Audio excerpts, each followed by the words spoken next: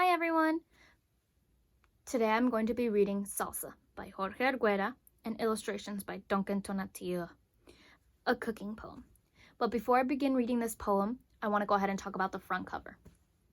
What do we see in this front cover? Yes, we see a boy, a girl, some cooking ingredients. Perfect. What do we notice about this illustration that might be a little bit different? Yes, that's correct. The ears. Does this art style resemble anything to you, possibly? Maybe like the Mayans? Yes, good job. Lastly, I want to talk about the whole thing. The title, the image, and anything around it, especially a cooking poem. And even on this side, un poema para cocinar. You can see that it's in 2 languages. Can we infer and come to a conclusion as to what this might be about? Yeah. We can come to a conclusion that it might be about salsa making. Because obviously it says it's a cooking poem. You got them ingredients for salsa. And 2 kids that might be making salsa. All right.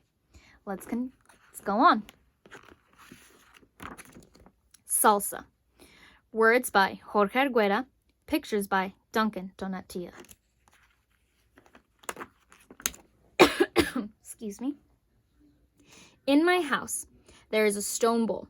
It's black as the night and stands on 3 little feet. It's called a molcajete. Molcajetes are made out of lava, volcanic rock. Lava is born when volcanoes erupt, spitting out fiery red stone. When the stone gets cold, it turns black. This is what molcajetes are made of. Now I want to pause before I continue. I want to talk about maybe an unfamiliar word that we might not know of. That is molcajete. Can we all say molcajete? Good. So, based on these 2 stanzas, right, because we are reading a poem, and each of these are called a stanza, what can we recall and remember what a molcajete is about? Yeah, we know that molcajete has 3 little feet. It's a bowl, yeah, specifically a stone bowl, and it's made out of, yeah, when lava hardens. Good job. Let's continue. My mother tells me molcajetes were ancestors' blenders. Nahua, Aztec, and Maya people used molcajetes to grind tomatoes, chilies, achiote, corn, and cocoa too. The round molcajete is used with a tejelote, also made of lava, to grind vegetables. Again, I want to pause and take some time to talk about tejelote. Can we all say tejelote? Good job. So, tejelote is said it's also made of lava, just like a molcajete. Well, tejelote is another term, or what it's also known for as the grinder. So this is what's going to grind and crush all your ingredients that go in the molcajete. Let's continue. Every weekend, we make red or green salsa at my house. Just like our ancestors, we use the molcajete. And while we make it, we dance and sing salsa. We use chubby-cheeked red tomatoes for red salsa and green tomatillos for green salsa. The salsa I'm going to make now is red. I want to go ahead and take a moment to pause and to look at this image. So you can see there is a molcajete and we see the images. We notice the specific art style, how the heads are turned to the side. And we see the ears, almost like we see them in like Mayan stones carved, as well as the cute little borders, the red tomatoes and the green tomatillos. I am ready with 4 tomatoes. They are bongos and kettle drums. My onion is a maraca. Cloves of garlic are trumpets. And the cilantro is the orchestra conductor with its shaggy green hair. For the music to be really spicy, it's important to use chilies. My family loves hot peppers. We always put hot peppers in our salsa. The hotness is so delicious. The bubbly taste of chilies makes me feel like I'm dancing among rainbows and stars. There are hot green chilies, one bite, and we turn into fireflies, flashing on and off. There are chilies with faces like a grandfather, and chilies with faces like a grandmother. There are red chilies like little flames. When we bite one, our tongue gets hot, as if we had a tiny light on in our mouth. There are purple chilies that look like they swallowed the sunset, yellow chilies like honey drops, and even little round chilies like green pearls. Now, with these marvelous and delicious instruments, I'm going to sing, I'm going to dance, I'm going to make a delicious salsa. Salsa for tortilla chips, salsa for tacos, salsa for beans. Salsa to eat with everything.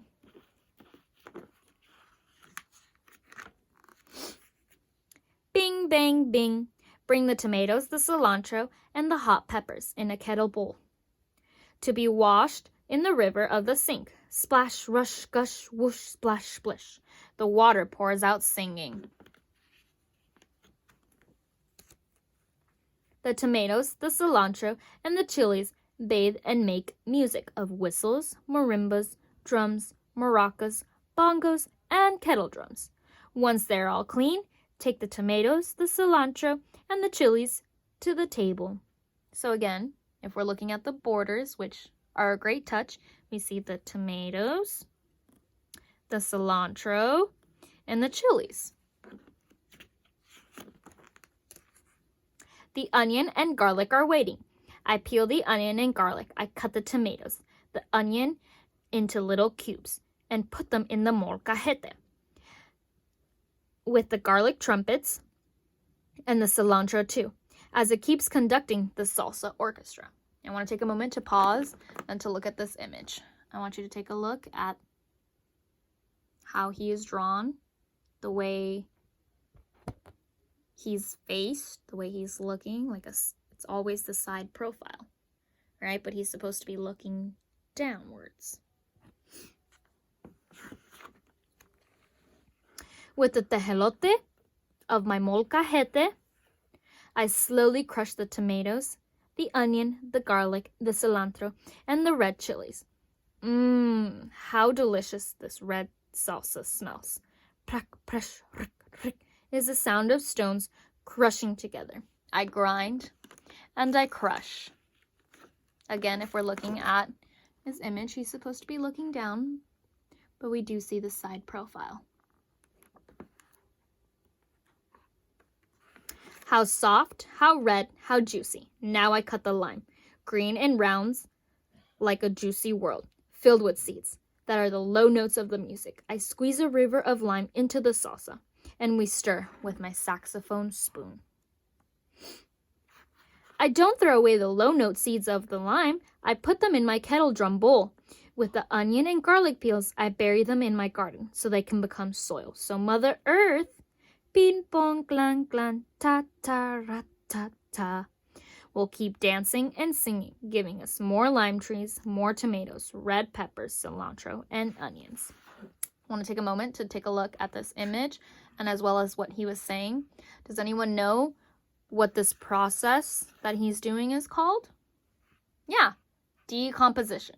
So what he's doing is he is planting all these unused, sometimes some people would say scraps.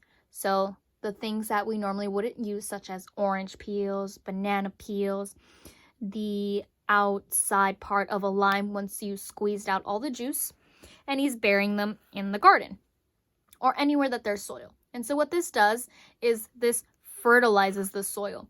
It creates rich nutrients and you can plant things again as well as make them grow. So this is what's making the soil very nutritious for other things to grow, just like how he said that it will give us more lime trees, tomatoes, peppers, cilantro, and onions. Let's continue. Now all you need are the high notes of salt. I sprinkle it and taste. Dancing salsa around my molcajete. This salsa makes me feel like a salsa dancer. My mother warms up tortillas and she's dancing salsa. My father is dancing salsa as he lays out the plates. My little brother is dancing salsa. My little sister is dancing salsa. My cat Cloud and my dog Mango are dancing salsa too.